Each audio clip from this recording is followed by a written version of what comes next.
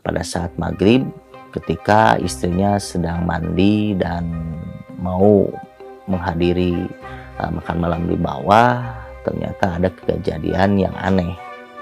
Ketika bercermin, istrinya melihat satu sosok di belakangnya itu perempuan, dan itu membuat istrinya kaget karena memang istrinya teman saya itu ya istilahnya bisa melihat lah, karena memang beliau kalau boleh dikatakan indigo. Kemudian ada beberapa karyawan yang ketika beristirahat di kamarnya, karena memang kamarnya itu berhadapan dengan sungai, itu dari luar kaca terdengar suara kuku itu menggerogoti kaca dengan sambil menangis, suara wanita menangis pada saat itu.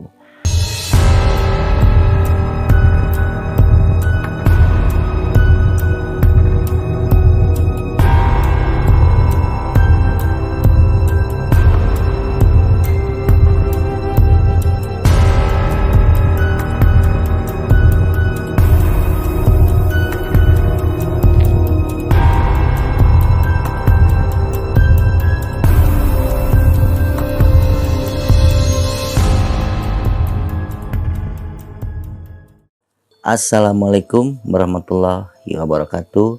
Berjumpa kembali di channel Teddy Juna Official di dalam acara Teddy Punya Cerita. Bagaimana sahabat kabarnya? Semoga selalu diberikan kesehatan, umur yang panjang, serta rezeki yang terus melimpah tiada batas. Di episode ke-14 kali ini saya akan menyampaikan pengalaman seram ketika saya mendapat undangan gathering di salah satu kota besar di Jawa Timur, yaitu Kota Malang. Bagaimana cerita seram yang terjadi di sana? Tonton terus tayangan berikut ini.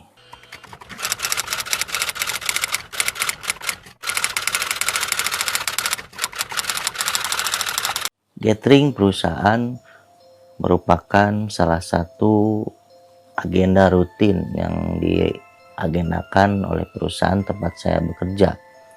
Kegiatan ini sangat disambut oleh semua karyawan karena merupakan acara liburan yang diadakan dalam satu tahun satu kali. Saat itu kami berangkat menggunakan kereta api yang memang satu hari sebelumnya sudah kami sepakati bersama biro perjalanan. Saat itu saya mengajak adik saya, tetapi pada hari H keberangkatan adik saya tidak bisa ikut karena memang terbentur dengan jadwal sekolah. Akhirnya saya mengajak ibu saya dan ibu saya juga menyetujuinya. Pas hari H keberangkatan, kami berangkat sore hari menggunakan kereta api yang dijadwalkan jam 4:30 sore di stasiun Bandung. Pada saat itu saya masih bekerja pada siangnya dan semua karyawan sudah pulang ke rumahnya masing-masing untuk mempersiapkan perjalanan di sore hari. Kami dibagi menjadi dua gelombang.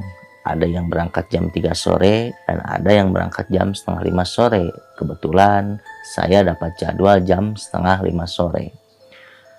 Saya berangkat dari rumah pukul 3:30 sore dengan menggunakan taksi online dan tiba di stasiun Bandung jam 4 sore.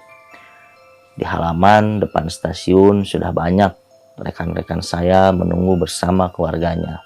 Dan di situ pula dilakukan pendataan serta dibagikan tiket kereta.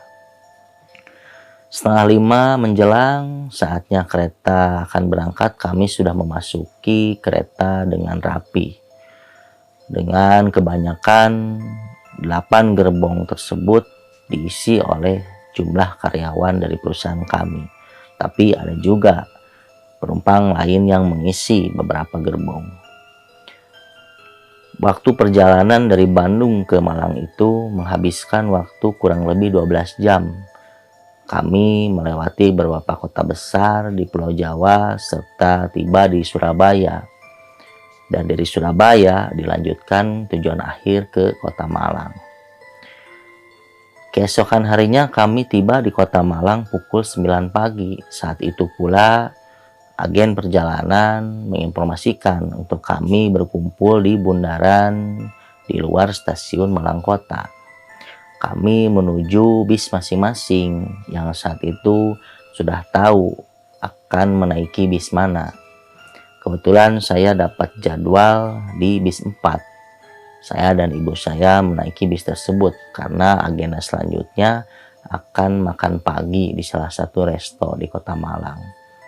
Setelah makan pagi, agenda dilanjutkan untuk mengunjungi waterboom. Dengan bahagianya beberapa karyawan yang mengajak istri serta anaknya menikmati kegiatan tersebut. Sore menjelang, setelah pulang dari waterboom, kami langsung check-in ke salah satu hotel besar di Kota Malang yang penampakannya dari awal pintu masuk tersebut memiliki akses tersendiri.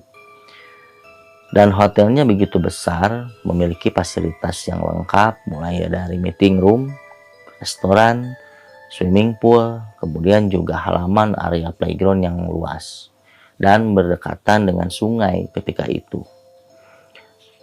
Saat sore menjelang, ketika pukul 7, semua karyawan makan malam.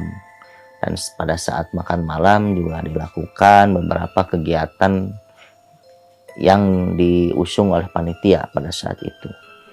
Saya dan beberapa teman saya mengumpul di swimming room karena setelah selesai makan, ibu saya langsung istirahat ke dalam kamar.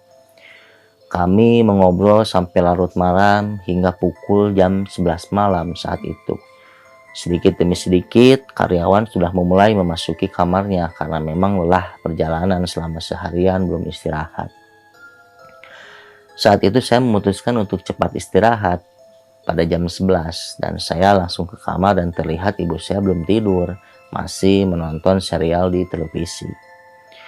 Saat membuka HP, saya melihat status di WA tersebut banyak karyawan yang mengabadikan posenya di beberapa tempat yang kami kunjungi sebelumnya.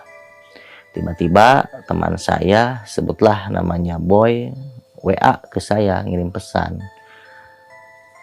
"A, sudah tidur apa belum?" ucapnya. Nah, saya balas ketika itu, "Oh, belum, Boy." "Kenapa?" gitu. "Ini kalau keluarga kami tidak bisa tidur. Kalau boleh, kita bisa ngobrol dulu lah sebentar di bawah." Karena permintaan teman saya, karena memang juga saya belum mengantuk saat itu, saya juga izin ke ibu saya untuk turun lagi ke bawah di restoran. Di restoran, saya melihat teman saya Boy itu menggendong anaknya yang sedang menangis saat itu. Dan saya tanya pada saat itu ke Boy, "Kenapa Boy? Kok jam segini belum tidur?" "Begini, A. Ini anak dari tadi rewel terus, katanya tidak bisa tidur. Apalagi tadi maghrib ada beberapa kejadian," ucap si Boy. Ketika saya sedang ngobrol dengan si Boy, terlihat dari kejauhan ada teman saya. Teman saya menghampiri lah, bertanya kenapa. Dan si Boy menuturkan bahwa pada saat maghrib, ketika istrinya sedang mandi dan mau menghadiri makan malam di bawah, ternyata ada kejadian yang aneh. Ketika bercermin, istrinya melihat satu sosok di belakangnya itu perempuan. Dan itu membuat istrinya kaget karena memang istrinya teman saya itu ya istilahnya bisa melihat lah, karena memang beliau kalau boleh dikatakan indigo.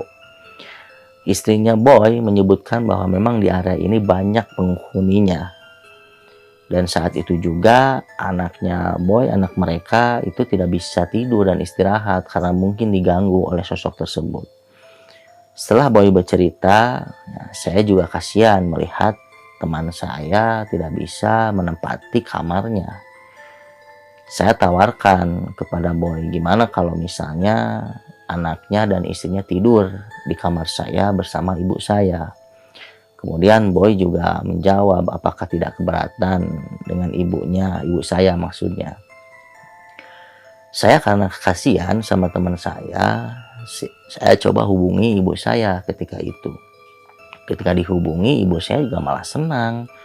punya teman ngobrol katanya, apalagi ada anak kecil karena memang ibu saya menyukai anak kecil. Kemudian kami beranjak ke kamar saya dengan istri dan anaknya Boy, kemudian juga bertemu dengan ibu saya, kemudian juga mereka menginap di kamar saya. Kemudian teman saya punya firasat tidak enak karena memang istrinya kan sedang hamil.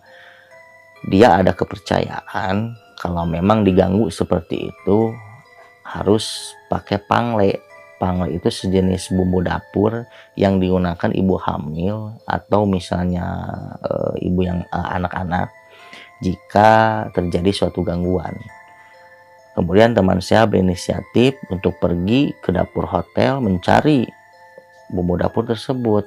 Dengan baiknya petugas di restoran mempersilahkan teman saya untuk mencari barang tersebut di dapur karena memang di Kota Malang mungkin istilahnya panglai itu berbeda.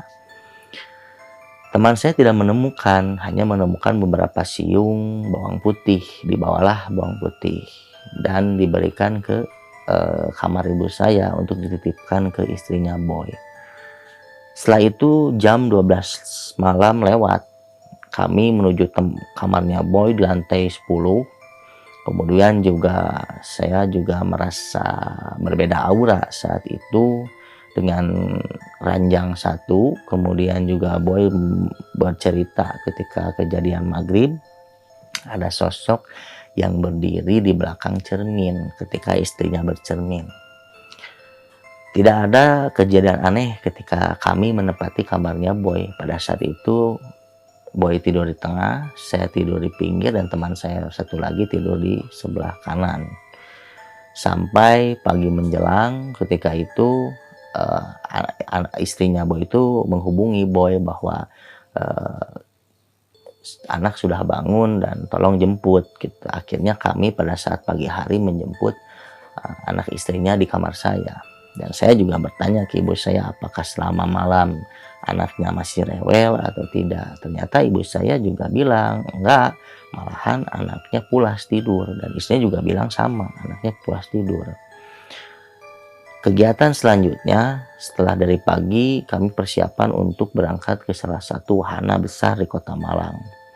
Setelah pulang dari wahana, kita kembali lagi ke hotel pada sore harinya karena pada malam harinya kita dijadwalkan akan berangkat ke Gunung Bromo. Jadi bagi yang ingin mendaki, kemudian juga yang tidak ingin mendaki, ada jadwalnya. Pada saat itu yang ingin mendaki dijadwalkan pukul jam 12 malam pada saat itu. Dan bagi yang tidak ingin mendaki, jam 6 pagi harinya akan dijemput dan menyusul ke lereng Bromo ketika itu. Karena saya sudah daftar untuk mendaki, otomatis saya berangkat jam 12 malam. Ketika jam 12 malam, saya berangkat bersama rekan saya, kemudian ibu saya titipkan ke teman saya yang istrinya sedang hamil pada saat itu. Saya tiba di Bukit Pananjakan itu sekitar jam setengah 5 subuh kalau nggak salah. Ya, kami menikmati suasana Bukit Pananjakan, dan jam 6 paginya kita turun ke pasir di Gunung Bromo pada saat itu. Karena memang waktu dijadwalkan sampai jam 7 pagi, ada beberapa karyawan yang memang tidak lanjut ke Gunung Bromo dan hanya menikmati di pinggir pasir Gunung Bromo pada saat itu. Karena kami menggunakan jeep dari sana, karena dari hotel sampai ke tempat shelter, dari shelter kita dijemput oleh jeep. Siang harinya kami makan di salah satu resto yang ada di sekitar wilayah Gunung Bromo. Pada saat itu banyak karyawan bercerita pada kejadian malam hari ketika di hotel pada saat itu. Teman saya Boy mengalami bahwa istrinya diganggu oleh seseorang, sosok wanita di kaca. Kemudian sampai anaknya itu rewel dan mungkin diganggu oleh salah satu makhluk tersebut.